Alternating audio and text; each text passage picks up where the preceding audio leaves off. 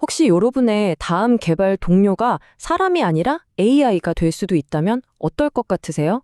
좀 먼 미래의 이야기 같나요? 오늘 바로 그 얘기를 해보려고 합니다. 소프트웨어 개발의 판도를 완전히 바꾸고 있는 바이브 코딩이라는 아주 흥미로운 현상에 대해 깊이 파고 들어보겠습니다. 자, 첫 번째 주제는 바로 바이브 코딩입니다. 이 단어 들어보셨나요? 다소 생소하게 들릴 수도 있는데 지금 기술계를 그야말로 뒤흔들고 있는 키워드거든요. 대체 이게 뭘 의미하는 걸까요? 그러니까 바이브 코딩의 핵심은 바로 대화입니다. 개발자가 뭐랄까 동료한테 말하듯이 아주 자연스럽게 이런 앱 좀 만들어줘 하고 설명을 툭 던지는 거죠. 그럼 LLM, 즉 거대 언어 모델이 코드를 막 쏟아내는 거예요.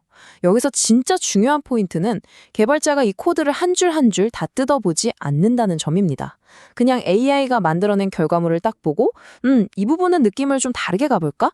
이렇게 다시 대화를 나누면서 완성도를 쭉쭉 높여가는 거죠.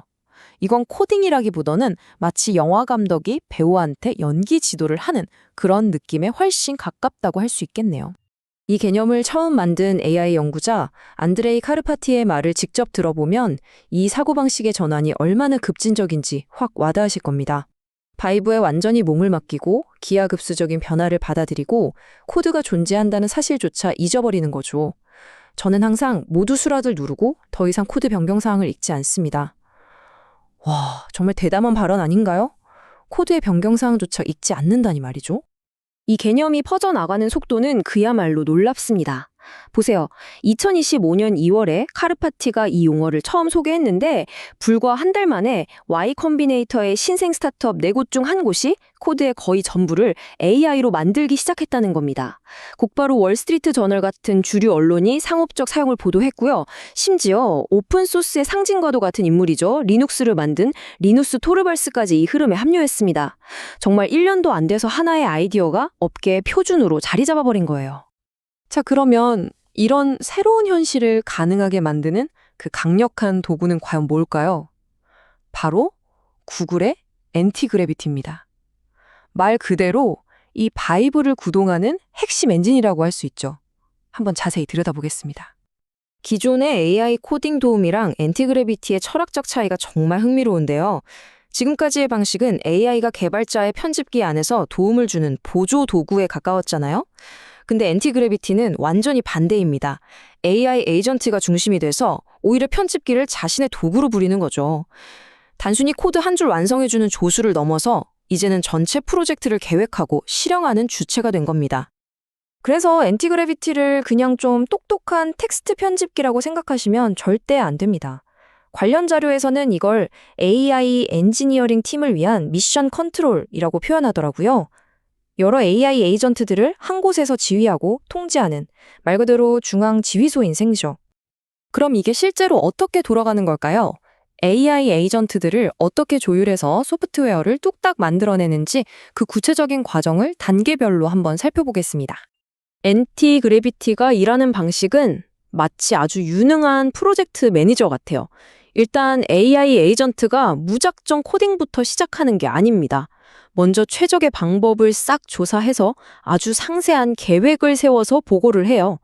그러면 우리 인간 개발자는 마치 구글 문서에 댓글 달듯이 이 계획을 검토하고 피드백을 주면서 승인을 해주는 거죠. 오케이 사인이 떨어지면 그때부터 여러 AI 에이전트들이 동시에 각자 맡은 부분을 병렬 실행하면서 프로젝트를 순식간에 완성해 나가는 겁니다. 굉장히 체계적인 협업 시스템이죠? 이 미션 컨트롤의 내부를 들여다보면 더 놀랍습니다. 에이전트 관리자를 통해서 내 AI 팀을 한눈에 보면서 지시를 내릴 수 있고요.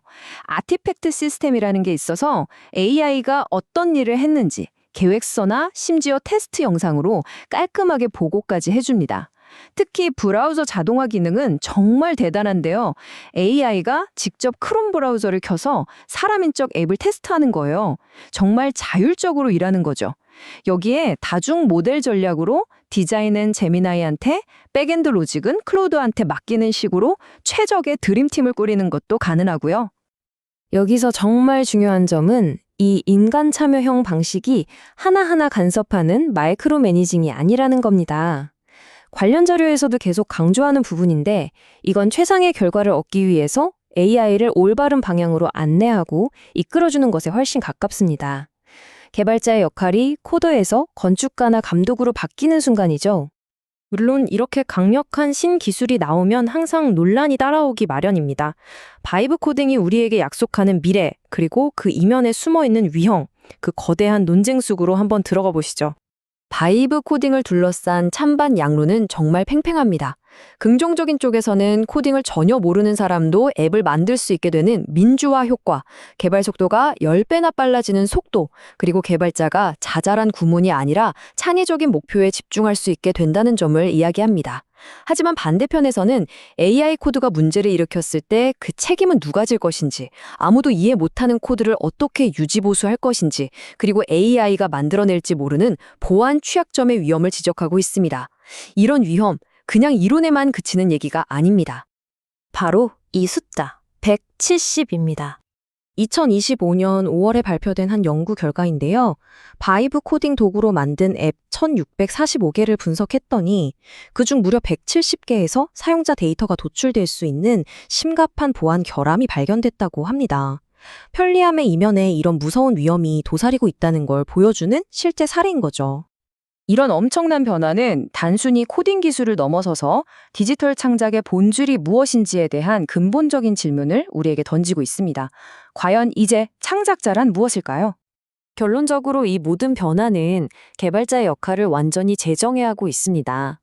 코드를 한 줄 한 줄 직접 짜는 기술자에서 AI에게 올바른 질문을 던지고 전체 대화를 이끌어가는 지휘자로 말이죠. 전문성의 무게중심이 이동하고 있는 겁니다. 마지막으로 이 질문을 여러분께 던져보면서 마무리할까 합니다. 만약 미래의 창작이 대화 그 자체가 된다면 그 결과물에 대한 공로는 과연 누구에게 돌아가야 할까요?